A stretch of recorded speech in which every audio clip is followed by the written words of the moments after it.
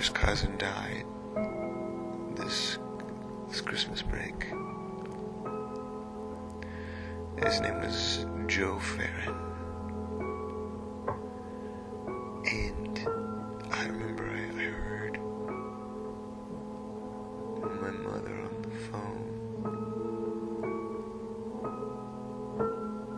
the day that I found out earlier that someone called and she's saying, "Oh, that's so sad. I'll be sure to tell Bill." And I didn't know what she was talking about. I didn't ask. And then at dinner she said it to him. She said, "Your cousin Joe died." And my dad, without much feeling, said, "I heard." And I think I was the next to speak. And I said, "Oh my God, Dad, I'm sorry.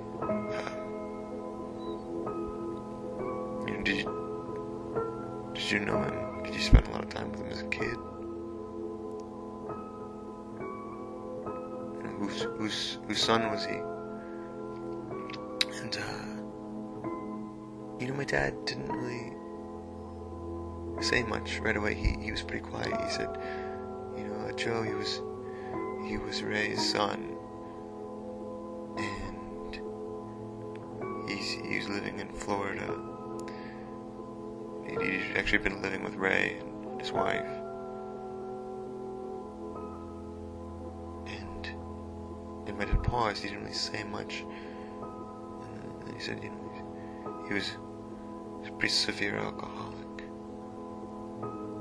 And I said, "Oh, did you spend a lot of time with him as a kid? I mean, did you know him?" He said, "No, not really.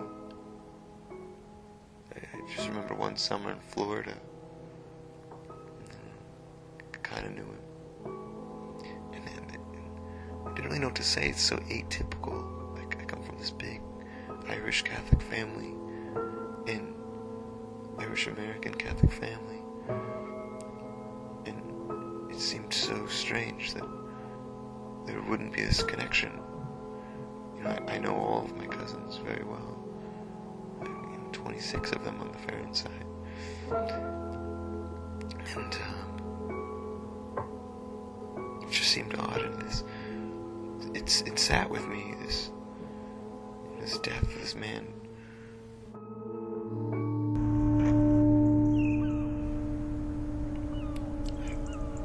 A few days later, my father sent me an article from a small Florida newspaper, and the headline was something like, "A homeless man found dead, identified." Then it listed his name, Joseph Ferron, a transient. I guess he had died in a public park, and his body had been found by a groundskeeper who had shown up at work to cut the lawn and trim the hedges. I guess it had been during the cold snap in Florida that had happened over Christmas and New Year's.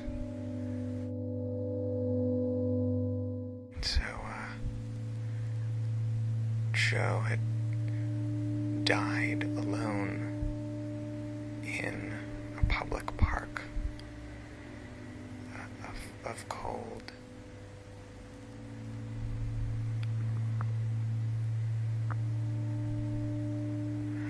I've been going to Mass every day,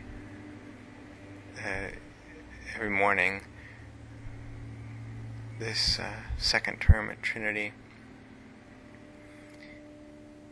And when I get up, it's still dark.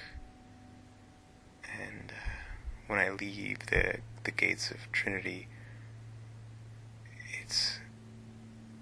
so cold, and none of the shops on Grafton Street are open. All the supply trucks are outside unloading, and everyone is walking down the sidewalk trying to get to work. And I go to Mass, and I don't really believe in a lot of things that are said.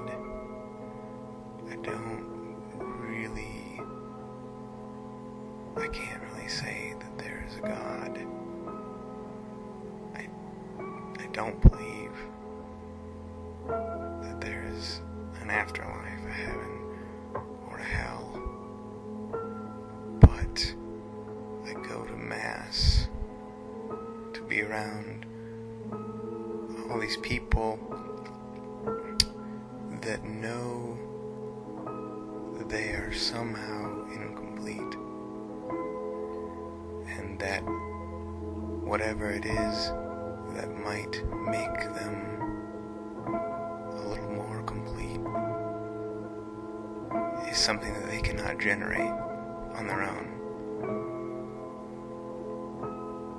And so I go to Mass for that truth that we're all a little broken, and we could all use a little more connection or community. Grace, that's really a word that I don't quite know